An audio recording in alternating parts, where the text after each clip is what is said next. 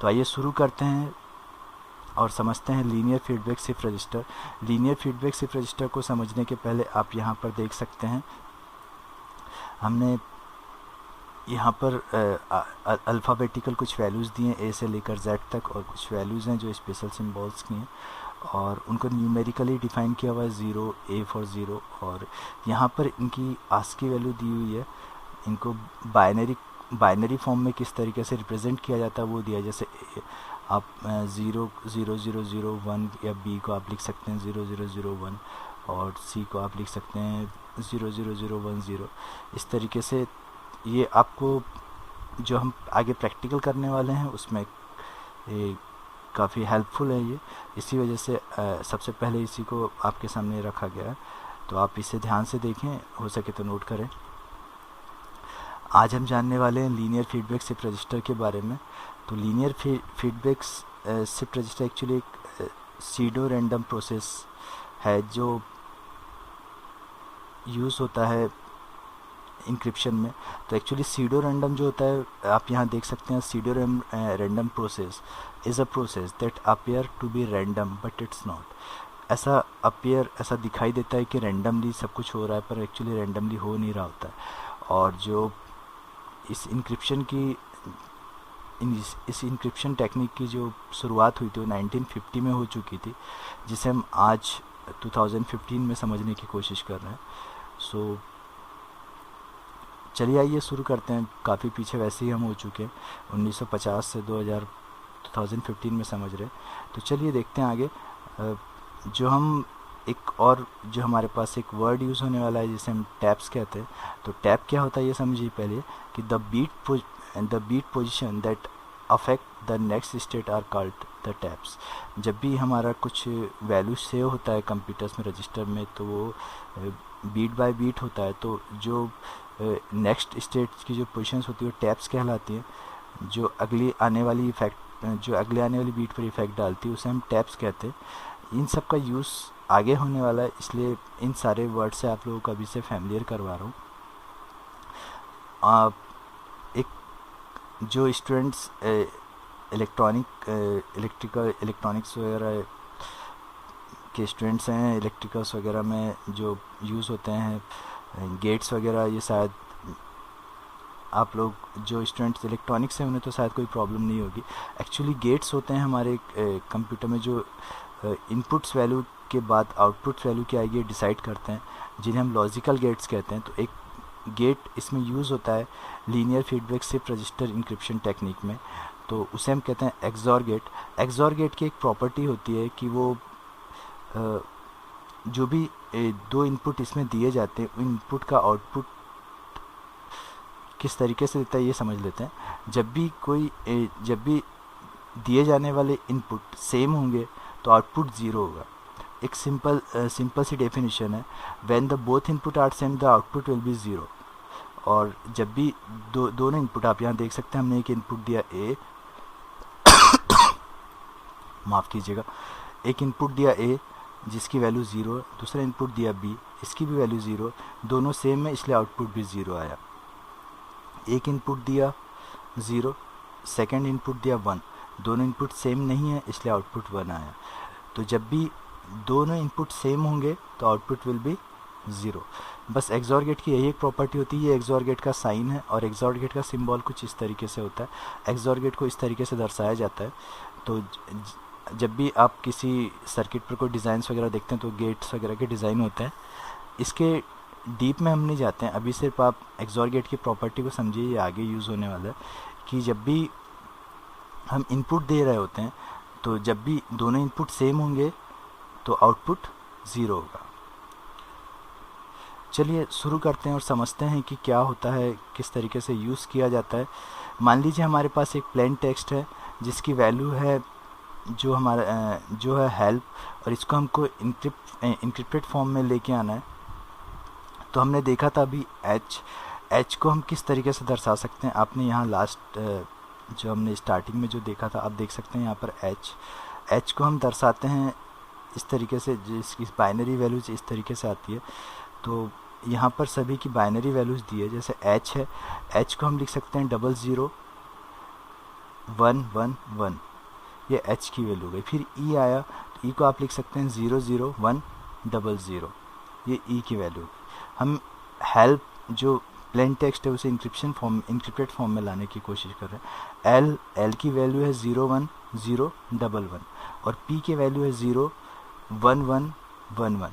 तो सबसे पहले हमें प्लेन टेक्स्ट लिखना है। प्लेन टेक्स्ट लिखने के बाद उस प्लेन टेक्स्ट की इंक्रिप्टेड वैल्यू देनी है। उसके बाद हमें कोई एक, जिसे हम कहते हैं की, कोई भी रैंडमली हमें सेलेक्ट करना है जो कोई भी वैल्यू जिसे आप बाइनरी में चेंज कर सके। जैसे यहाँ पर लिया हुआ है 13 22 27 और 13, इनकी न्यूमेरिकल वैल्यू या वर्ड के हिसाब से वैल्यू भी आप ले सकते हैं। 13 22 इस हिसाब से लिया हुआ है और उनकी वैल्यूज़ को यहाँ पर लिख दिया गया है। तो यही हमारी एक्चुअली की है। तो 13 को आप चेंज कर सकते हैं 0 1 1 0 1, 22 1 0 1 1 0, उसके बाद 27 1 1 0 1 1 और उसके बाद 13 0 1 1 0 1।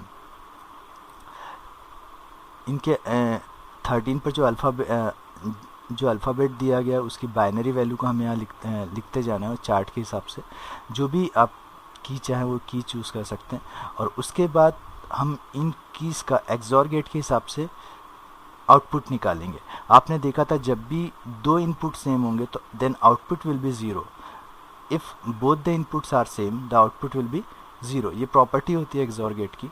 तो आपने यहाँ पे देखा 0 0 then output will be 0, 0 1 then output will be 1, 1 1 0, 1 0 1, 1 1 0, क्योंकि प्रॉपर्टी जो इनपुट्स हैं दोनों सेम है तो आउटपुट 0। यहाँ पर 0 1 1 0 0 0 1 1 0 1 0 1 1 और 0 0 0, both input are same, output will be 0, 1 0 1 1 1 0 and so on. ऐसे करके यहाँ पर जो वैल्यूज़ आएंगी इन वैल्यूज़ को चार्ट की वैल्यू से मैच कीजिए और जिस वर्ड से वैल्यूज़ मैच होंगी ये आपका इनक्रिप्टेड फॉर्म हो गया। यहाँ पर हेल्प को इनक्रिप्ट किया है तो KSQC। इसे ये जो आपने की निकाली आप यूज़र को भेजेंगे वो इस की को लेकर चलेगा। यहाँ पर उसने लिखा KSQC और जो वैल्यू लेके चला था उस वैल्यू को लेगा। उस वैल्यू के हिसाब से इसे जो वैल्यू हमने यहाँ पर ली थी वही जो वैल्यू हमने यूज़ की थी वही की हम यहाँ पर यूज़ करेंगे। सबसे पहले हम हमारे जो फॉर्म है उसे लिख देंगे जो हमारे इनक्रिप्टेड फॉर्म में आया, उसके बाद उसकी वैल्यू और फिर हम वापस इसे फिर एक्सॉर गेट की प्रॉपर्टी के हिसाब से चेंज करेंगे। जहाँ पर भी वैल्यू सेम होंगी output will be 0, 0 0 0 1 1 0 0 1 1 1 0 1 0 1 1 1 1 0 0 0 0 0 1 1 and so on. If the both input are same, output will be 0. और जब आप इसे देखेंगे तो 0 1 1 1 h की वैल्यू है, 0 0 1 0 0 e की वैल्यू है, 0 1 0 1 1 l की वैल्यू है और 0 1 1 1 1 p की वैल्यू है। तो जो आपने इनक्रिप्ट किया था वो डिक्रिप्ट हो चुका है। वापस आपने KSQC को इनक्रिप्ट किया था, इनक्रिप्टेड फॉर्म को वापस डिक्रिप्ट कर दिया। हेल्प आ गया जो आपका प्लेन टेक्स्ट था। तो इस तरीके से इसे हम यूज़ करते हैं। इसका एक टेक्निक और है जिसे हम यूज़ करते हैं साइफर प्लेन टेक्स्ट। यहाँ पर हम 6 कैरेक्टर्स का एक वर्ड ले रहे हैं, साइफर CIPHER। ये हमारा प्लेन टेक्स्ट है और इसे यूज़ करने के लिए आपको एक मैथमेटिकल फार्मूला, एल्जेब्रिक फार्मूला जिसे आपको याद रखना होगा। आप जानते हैं हमारे पास मोड 26 हैं, 26 अल्फ़ाबेट्स हैं। लास्ट वीडियोज़ में हमने इसे यूज़ किया था। एक फार्मूला है हमारे पास EI+3, E sub I+3, E sub I+1 plus 2E sub I+2। ये फार्मूला है, formula for calculating the key. हम एक की क्रिएट करेंगे इस फार्मूले से। तो आप यहाँ पर इस फॉर्मूले को देख सकते हैं। तो हम यहाँ मान के चल रहे हैं कि a1 इक्वल्स टू 1। हमें दो टैप वैल्यू लेनी है। टैप वैल्यू हमने बाद में देखा था, जो टैप वैल्यू की डेफिनेशन आपने स्टार्टिंग में देख ही ली थी, टैप वैल्यू इसीलिए समझाया था। दो टैप वैल्यू लेके चलनी है हमें। तो हमने a1 इक्वल्स टू 1 माना और दूसरी टैप वैल्यू a2, तो a2 इक्वल्स टू 2 माना। और ये हमारा जो फॉर्मूला जो की को कैलकुलेट करने के लिए यूज़ होगा। फिर दो रैंडम नंबर्स जो भी हमें यूज़ करने हैं, उन दो रैंडम नंबर्स को हम चूज़ करेंगे। तो हमने e1 इक्वल्स टू 2 यूज़ किया और e2 इक्वल्स टू 4 यूज़ किया। एक बात ध्यान देने वाली है कि जो हमारे पास जो हमारे पास प्लेन टेक्स्ट है वो 6 कैरेक्टर का है, तो जो हमें कीज़ निकालनी वो भी 6 निकालनी है। तो दो कीज़ तो हमने रैंडमली चूज़ कर ली है, 2 और 4। अगर कॉम्प्लिकेटेड लग रहा हो तो सिर्फ इतना ध्यान रखिए कि ये है आपका फॉर्मूला e सब i प्लस 3, a1 a सब 1, e सब i प्लस 1 प्लस a सब 2 और e i प्लस 2। सिर्फ इसे ध्यान में रखिए और इतना ध्यान में रखिए कि दो टैप वैल्यू लेकर चलनी है। a1 को 1 मान लिया है और a2 को 2 मान लिया। उसके बाद आपको दो रैंडमली नंबर चूज़ करने, वो कुछ भी हो सकते हैं। यहाँ पर लिया है e1 इक्वल्स टू 2 और e2 इक्वल्स टू 4।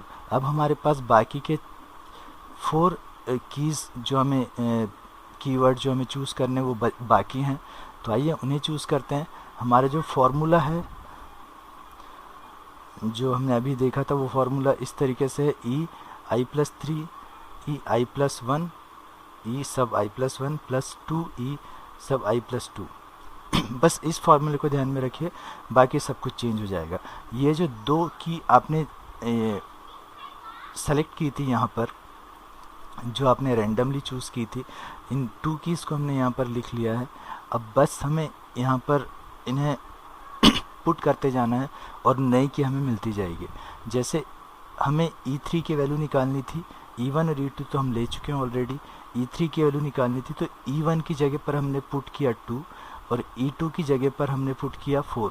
तो आप यहाँ देख सकते हैं e3 यहाँ पर e1 की जगह पर है 2 और e2 की जगह पर है 4 और ये 2 पहले से। तो 4 into 2 is equal to 8 plus 2 equals to 10। तो e3 की वैल्यू हो गई 10। अब जो की हम यूज़ करेंगे उसमें हम e2 और e3 यूज़ करेंगे। तो e4 यहाँ पर एक इंक्रीमेंट हुआ, e4 यहाँ पर भी एक इंक्रीमेंट होगा, e2 प्लस 2 e3 इंक्रीमेंट होता चल रहा है। ठीक है, तो यहाँ पर 4, यहाँ पर हमारे पास वैल्यू आई थी e3 की 10, तो यहाँ पर वैल्यू चेंज हो गई 10। ये वाली जो वैल्यू है ये 10 हो गई। 10 इंटू 2 प्लस 4 इक्वल्स टू 24। तो हमारे पास e4 की वैल्यू आ गई 24। देन अब हम जो वैल्यू यूज़ करेंगे वो e3 और e4 की होगी। जस्ट इसी फॉर्मूला में हमें पुट करते चलना है। e4 की वैल्यू e5 की वैल्यू में हम ये वाली e3 और e4 की वैल्यू पुट करेंगे। e3 2 e4, तो e3 की वैल्यू 10 और e4 की वैल्यू 24। तो 24 इंटू 2 प्लस 10 इक्वल्स टू 58। 58 आपको, आप लास्ट वीडियो अगर आपने अच्छे से देखा होगा, ध्यान से देखा होगा, तो आपको ध्यान होगा कि जब भी कोई वैल्यू 26 या 26 के ऊपर जाएगी तो हम उसे माइनस करेंगे। तो हमने यहाँ से 58 माइनस 52 किया तो 6 हो गया। 52 क्यों किया? क्योंकि हमें 2 बार माइनस करना पड़ेगा। पहले 26 माइनस किया 58 में से, तो भी 26 से ऊपर था, फिर हमने 26 माइनस किया तो हमारे पास बचा 6। उसके बाद e6 e3 प्लस 2 e4, यहाँ पर हमने e4 और e5 की वैल्यू पुट की तो हमारे पास e6 की भी वैल्यू आ गई। ये वैल्यू आई 36, जो 26 से ज़्यादा है, तो माइनस किया 36 माइनस 26 इक्वल्स टू 10। जस्ट आपको ये फॉर्मूला याद रखना है बस, और वैल्यू पुट करते जाइए। अब आपके पास पूरे कीवर्ड्स आ चुके हैं, 2 4 10 24 6 और 10। आप यहाँ देख सकते हैं ये आपकी वैल्यू आ चुकी थी। ये तो सबसे पहले टेबल में आपने जो आपने कीवर्ड निकाले हैं वो रख देंगे। उसके बाद जो आपका प्लेन टेक्स्ट है साइफर, उसे रख देंगे।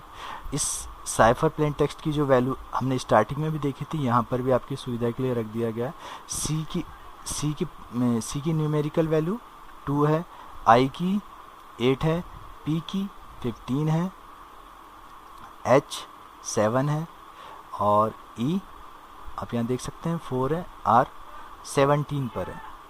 तो अब लास्ट वीडियो से आपको समझ में आ ही गया होगा कि हमें ये प्लस करनी है, तो 2 + 2 = 4, 4 + 8 = 12, 10 + 15 = 25, 24 + 7 = 26 के ऊपर जा रहा है, माइनस किया 26 में से रिमेन 5, 6 + 4 = 10, 10 + 17 = 27, माइनस किया 26 में से 1। इनकी जगह पर आने वाले लेटर्स को हम वापस पुट कर देंगे, 4 E 12 M 25 Z 5 F 10 K and 1 B। ये हो गया आपका इंक्रिप्टेड फॉर्म। तो दोस्तों इस तरीके से यूज़ किया जाता है लीनियर फीडबैक शिफ्ट रजिस्टर को, इंक्रिप्शन टेक्निक है। और इंक्रिप्शन के लिए बहुत सारे टूल्स भी आते हैं। ये तो वो पोर्शंस था, हमें ऐसा लगा कि थ्योरी भी समझनी चाहिए तो सारी थ्योरी भी बताई। टूल्स आते हैं, बहुत सारे टूल्स हैं, जैसे ट्रूक्रिप्ट, कंप्लीट डिस्क का इंक्रिप्शन कर सकते हैं आप, पूरी डिस्क आपकी इंक्रिप्टेड फॉर्म में हो जाएगी। गिलीसॉफ्ट कंप्लीट डिस्क इंक्रिप्शन के लिए आता है। वेराक्राफ्ट अगर आपको किसी फाइल को इंक्रिप्ट करना हो तो फाइल इंक्रिप्शन के लिए टूल है। GNU privacy guard file encryption tool है और BitLocker complete disk encryption tool है। आप चाहें तो इन टूल्स का भी यूज़ कर सकते हैं और इस तरीके से आप क्रिप्टोग्राफी को यूज़ कर सकते हैं, इंक्रिप्शन टेक्निक को यूज़ कर सकते हैं।